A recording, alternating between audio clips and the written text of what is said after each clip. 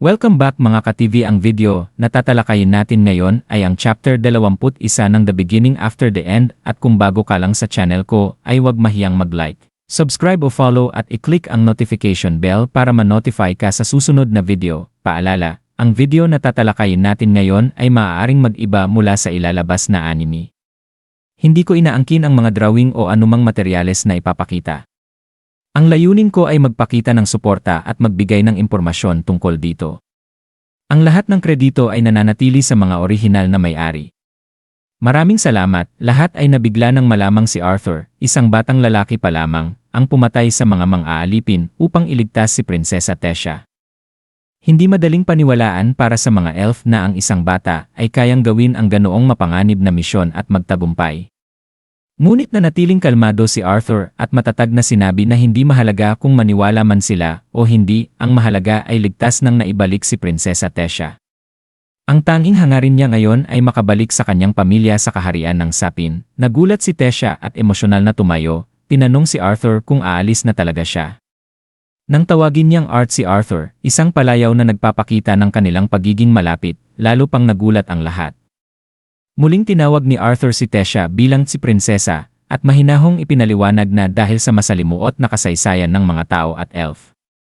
Hindi na angkop para sa isang tao na manatili ng matagal sa kanilang kaharian.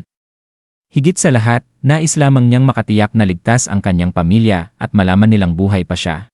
Nagpasalamat si Haring Alduin Eralit, ama ni Tessia at pinuno ng Eleanor, sa kabayanihang ipinakita ni Arthur. Bilang pasasalamat, nag-alok siya ng gantimpala. Ngunit ipinaliwanag niyang ang teleportation gate na nag-ugnay sa kaharian ng Sapin ay bumubukas lamang tuwing 7 taon sa panahon ng Triracial Summit. 5 taon pa ang hihintayin bago ito muling mabuksan. Bilang alternatibo, inialok ng hari na magpadala ng mga bantay upang ligtas na maihatid si Arthur pauwi, at inanyayahan siyang pansamantalang manatili sa kaharian, bagaman hindi lahat ay bukas ang loob sa mga tao dahil sa kasaysayan ng digmaan. Nagpasalamat si Arthur at yumuko ng may paggalang, ngunit mabigat pa rin ang kanyang kalooban. Kinagabihan, pumunta siya sa talon upang maligo at magpahinga, ngunit muli niyang naramdaman ang matinding pananakit sa kanyang dibdib, isang karamdaman na lumalala. Bumalik siya sa kanyang silid at niyakap ang mahiwagang itlog na iniwan sa kanya ni Sylvia, sabay sabing sana andoon siya upang gabayan siya. Biglang may kumatok sa pinto. Pagbukas niya, agad siyang pinaksing sa tiyan ni Tessia. Galit si Tessia at sinumbatan si Arthur sa pagiging malamig sa kanyang pamilya at sa biglaang pag-alis nito. Ipinaliwanag ni Arthur na hindi siya naging malamig, naging magalang lamang siya dahil sila ang hari at reyna ng buong kaharian. Tumawa si Tessia at tumugon ng tihi na lalo pang ikinainis ni Arthur. Ngunit lumambot ang ekspresyon ni Tessia at inamin niyang ayaw niyang umalis si Arthur dahil ito ang kauna-unahang tunay na kaibigan niya. Umiti si Arthur, niyakap siya at hiniling na ipasyal siya sa kastilyo. Habang naglalakad, dinala siya ni Tessia sa paborito niyang bahagi ng kastilyo, isang hardin na nagiging napakaganda tuwing tagsibol kapag namumulaklak ang mga bulaklak. Ipinakita rin niya ang mga globies na nanginginain sa paligid.